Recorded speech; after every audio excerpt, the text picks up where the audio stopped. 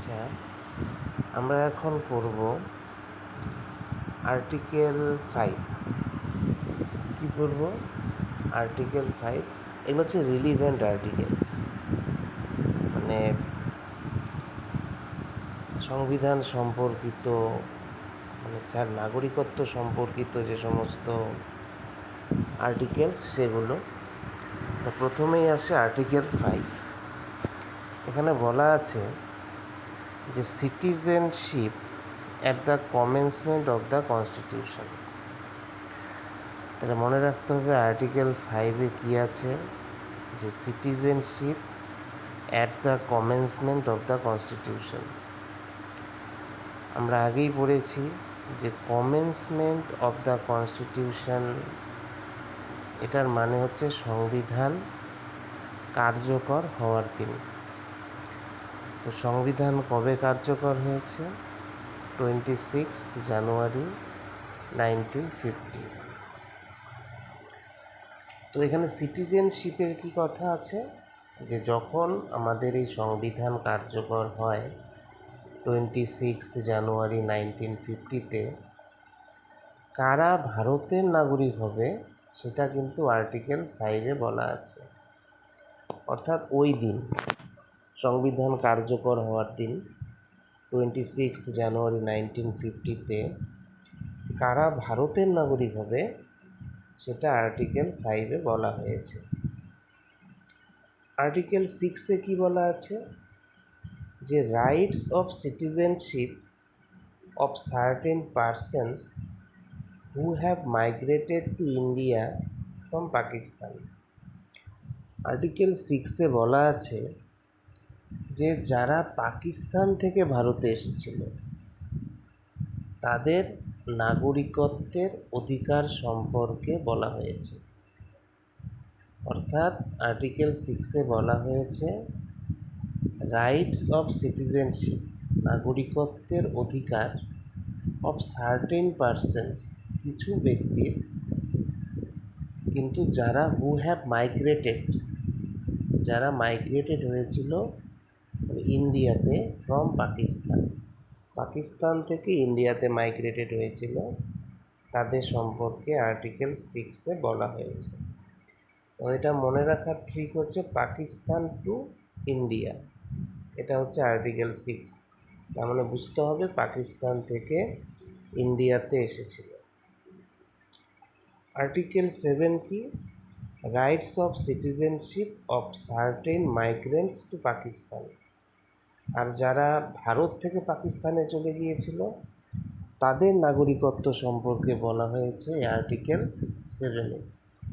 Article 6-এ আমরা দেখলাম যারা পাকিস্তান থেকে ইন্ডিয়াতে এসেছিল, আর আর্টিকেল 7-এ দেখলাম যারা ইন্ডিয়া থেকে পাকিস্তানে গিয়েছিল। Rights of citizenship of certain migrants to Pakistan, অর্থাৎ যারা ভারত থেকে পাকিস্তানে চলে গিয়েছিল তাদের নাগরিকত্ব সম্পর্কে বলা হয়েছে। আর্টিকেল 8-এ কি বলা আছে, যে rights of citizenship of certain persons of Indian origin residing outside India. মানে ইন্ডিয়ান অরিজিন বলতে ভারতীয় বংশোদ্ভূত কিন্তু বিদেশে বসবাসকারী, রিসাইডিং আউটসাইড ইন্ডিয়া মানে বিদেশে বসবাসকারী, সেই সমস্ত ব্যক্তিদের যে নাগরিকত্বের অধিকার সেই সম্পর্কে বলা হয়েছে আর্টিকেল 8-এ। তো এটার উদাহরণ কি? মনে করো কোনো ভারতীয় দাদু দিদার নাতি লন্ডনে থাকে, তাহলে সে তো ইন্ডিয়ান অরিজিন কিন্তু সে বিদেশে বসবাস করছে, তাহলে তার নাগরিকত্বের অধিকার সম্পর্কে আর্টিকেল 8-এ বলা আছে। আর আর্টিকেল 9-এ কি বলা আছে, যে persons voluntarily acquiring citizenship of a foreign state not to be citizens. তো কোনো ব্যক্তি যদি স্বেচ্ছায় অন্য কোনো দেশের ফরেন স্টেটের নাগরিকত্ব গ্রহণ করে তাহলে সে ভারতীয় নাগরিক থাকবে না, এটা বলা আছে আর্টিকেল 9-এ। উদাহরণ কি? একজন ভারতীয় যদি স্বেচ্ছায় কানাডার নাগরিক হয় তাহলে তার ভারতের নাগরিকত্ব শেষ হবে। আর আর্টিকেল 10-এ বলা আছে continuance of rights of citizenship. Article 10-এ কী বলা আছে? Continuance of rights of citizenship, মানে এই যে যাদের নাগরিকত্ব এই আর্টিকেল 5 থেকে আর্টিকেল 9 অনুযায়ী স্বীকৃত হয়েছে, আমরা যে আর্টিকেল 5, 6, 7, 8, 9 পড়লাম, তাদের নাগরিকত্ব আইন অনুযায়ী সেই নাগরিকত্ব বজায় রাখবে।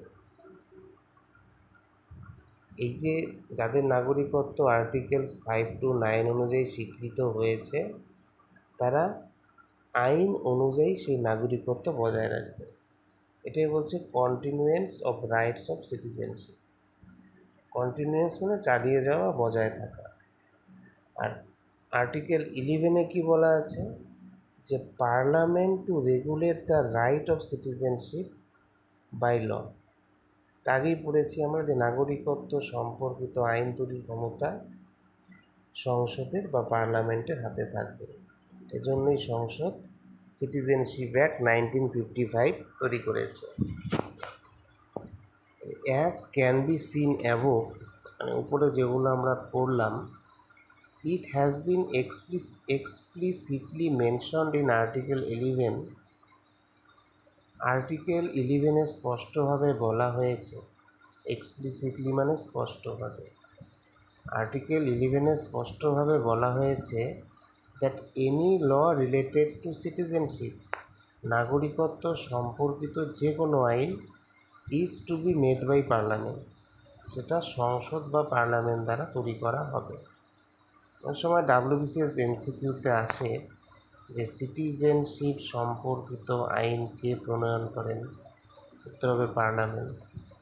And it should be noted that, এবং এটি মনে রাখা উচিত যে citizenship as a subject is mentioned in the union list. অর্থাৎ সিটিজেনশিপ যে বিষয়টা সেটা কিন্তু ইউনিয়ন লিস্টে আছে।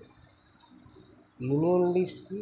যে বিষয়গুলিতে শুধুমাত্র কেন্দ্রীয় সংসদ আইন করতে পারে সেটাই ইউনিয়ন লিস্ট। আর 7th শিডিউল কি? Union list, state list, concurrent list, তিনটা লিস্টই 7th শিডিউলে রয়েছে। তাহলে আর্টিকেল 5-এ আমরা কি দেখলাম? যে citizenship at commencement of constitution. Article 6-এ দেখলাম পাকিস্তান টু ইন্ডিয়া, যারা পাকিস্তান থেকে ইন্ডিয়াতে মাইগ্রেট হয়ে এসেছিল। আর্টিকেল 7-এ দেখলাম ইন্ডিয়া টু পাকিস্তান, যারা ইন্ডিয়ার থেকে পাকিস্তানে মাইগ্রেট হয়ে গিয়েছিল। আর্টিকেল 8-এ দেখলাম ইন্ডিয়ান অরিজিন রিসাইডিং অ্যাব্রোড, ভারতীয় বংশোদ্ভূত কিন্তু বিদেশে বসবাস করছে। আর্টিকেল 9-এ দেখলাম foreign citizenship, no Indian citizenship. Article 9 বলেছে যদি ফরেন সিটিজেনশিপ থাকে তাহলে ইন্ডিয়ান সিটিজেনশিপ থাকবে না। আর্টিকেল 10 কি? Continuance of citizenship. Article 11 parliament can make citizenship loss.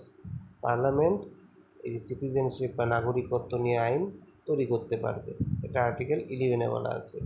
R citizenship কোন লিস্টে আছে? ইউনিয়ন লিস্টে আছে। কত নাম্বার শিডিউলে আছে? 7th শিডিউলে আছে।